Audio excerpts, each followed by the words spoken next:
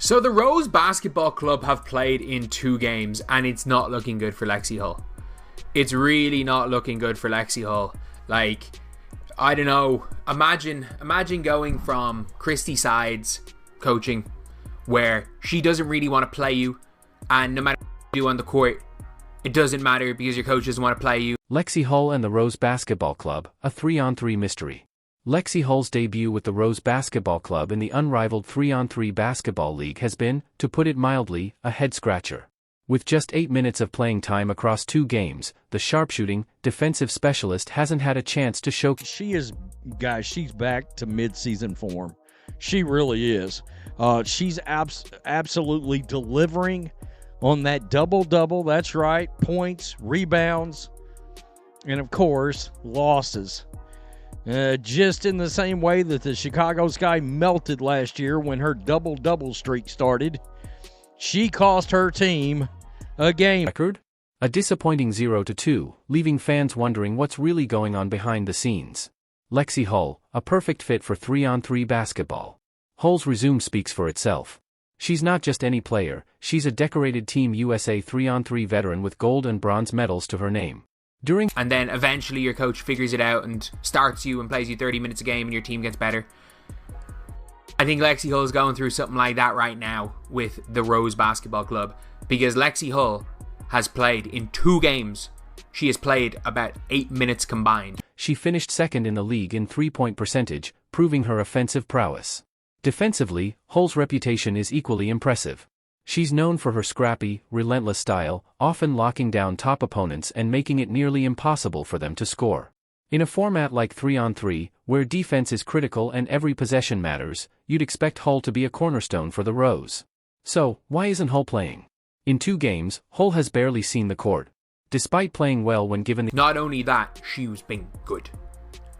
Like, the problem isn't that Lexie Hull has been garbage. Lexie Hull has played well. That's the weirdest thing, is that she's actually played well. There is one issue with Lexie Hull, which is why I think she's not playing, but I think she has actually played well. And their team, including hitting a clutch 3-pointer and making key defensive stops in the first game, Hull remains on the bench. Her skills as a catch-and-shoot player and lockdown defender seem tailor-made for the 3-on-3 format, yet the Rose's strategy appears to overlook her contributions entirely.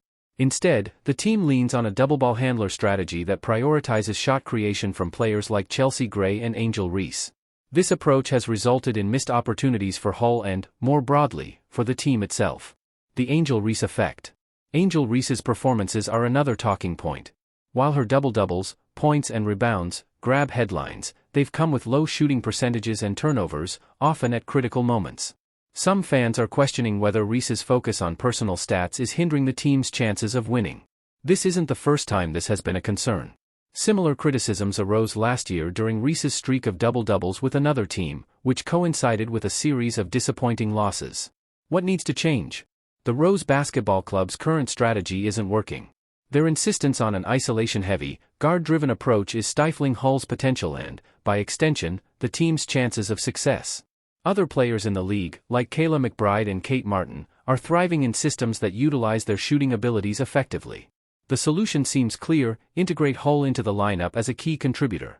Her ability to stretch the floor with her shooting, combined with her defensive tenacity, could give the Rose the balance they desperately need. Why this matters? Hull's situation goes beyond one player's struggles. It highlights a broader issue in team dynamics and strategy. By sidelining a proven talent like Hull, the Rose are not only underutilizing their roster but also need to stay here and be in Miami and just sit on the bench.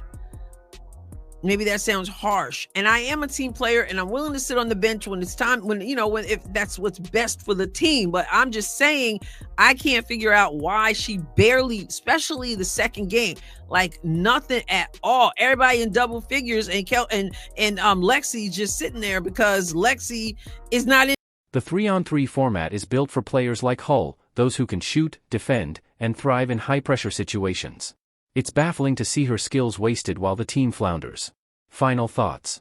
The Rose Basketball Club's early season woes are a textbook example of poor roster management and questionable strategy. Lexie Hull deserves better, and so do the fans. If the team doesn't adjust soon, they risk turning a promising season into a lost one. For Hull, the hope remains that her talent will eventually force the Rose to rethink their approach. Until then, fans can only watch and wonder, why bench a star when she could be the key to victory? The Rose Basketball Club, wasting talent or playing the long game? The Rose Basketball Club's start in Unrivaled has left fans scratching their heads. With a roster that includes Lexie Hull, a player renowned for her sharp shooting and defensive capabilities, you'd expect this team to thrive in a 3-on-3 format. Instead, it feels like the Rose are stuck in a loop of baffling decisions that keep them from maximizing their potential. Lexie Hull, a star on the bench. Lexie Hull's talent is undeniable. In the Rose's first game against Vinyl, she sank a crucial three-pointer in a pivotal moment and contributed to a key defensive stop against Ryan Howard, one of the league's top players. But instead of giving Hull more opportunities, the Rose left her glued to the bench. Fast forward to their second game against the Lunar Owls, and Hull was practically a spectator. People are saying, oh, she should have never went to Unrivaled. I still think, look, she's getting paid, what, 100 and something K? At least.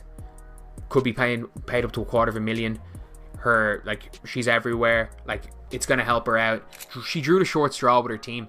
The way the coach wants them to play is just not the way Lexie Hull is good at. The answer seems to lie in the Rose's strategy, or lack thereof. A system that doesn't fit. The Rose's game plan leans heavily on shot creation from their guards, relying on a your-turn-my-turn style of play. This approach demands players who can create their own shots and thrive in isolation, leaving little room for a structured, catch-and-shoot player like Hull to shine. Hull excels in roles where spacing and teamwork are prioritized. Her ability to hit catch-and-shoot threes and lock down defensively should make her a cornerstone in a 3-on-3 league. Instead, the Rose seem determined to force a square peg into a round hole. Missed opportunities. Beyond Hull's lack of playing time, is that her team doesn't need 3-and-D because they rely on the double ball handler strategy, which is a bit weird. And like Chelsea Gray again is just throwing passes anywhere. I wonder how many assists Chelsea Gray had. She had 6 assists, 3 turnovers. Like, she is just firing the ball anywhere. Like, I don't even know if some of these are passes. Some of those behind the back things, I don't even know if they're passes. She just I don't know if she's mishandled the ball or she's trying to throw a pass half the time in this. Chelsea Gray's distribution's been horrific. It's been frustrating to watch. Chelsea Gray, while talented, has struggled with decision-making, often throwing questionable passes or attempting low-percentage plays. Meanwhile, other key players focus on creating shots for themselves rather than utilizing the team's strengths. It's as if the Rose are trying to win games with flash instead of fundamentals. They've turned what could be a well-oiled machine into a chaotic display of misaligned priorities. What needs to change? The Rose's current strategy isn't just holding Hull back, it's holding the entire team back. A successful 3-on-3 team leverages spacing, teamwork, and players' individual strengths. For the Rose, that means finding a way to integrate Hull's shooting and defensive prowess into their game plan. Imagine Hull playing alongside guards who drive and kick, creating open looks for her to knock down threes. Pair that with her defensive intensity, and the Rose could have a recipe for success. But for now, it seems they're content to let her skills go to waste. Final thoughts. The Rose Basketball Club's rocky start to the season feels like a missed opportunity. With a talent like Lexie Hull on the roster, they have the tools to compete. But until they adjust their strategy and start playing to their players' strengths, they risk becoming their own worst enemy. Fans can only hope that the Rose's leadership takes a hard look at what's working, and what isn't, before it's too late. Because right now, it's not just Hull's talent going unused, it's the team's potential being squandered. Unrivaled's growing pains, Angel Reese's double-double dilemma and the Lexie Hull question. The Rose Basketball Club's debut in the Unrivaled League has been anything but smooth. With Angel Reese leading the charge, her double-doubles grab headlines, but the team's results tell a different story. Losses are piling up, and fans are questioning the strategy, or lack thereof, behind the team's decisions. Angel Reese, stat sheet star or team liability? Angel Reese entered Unrivaled with high expectations. Lexie Hull, the missing ingredient.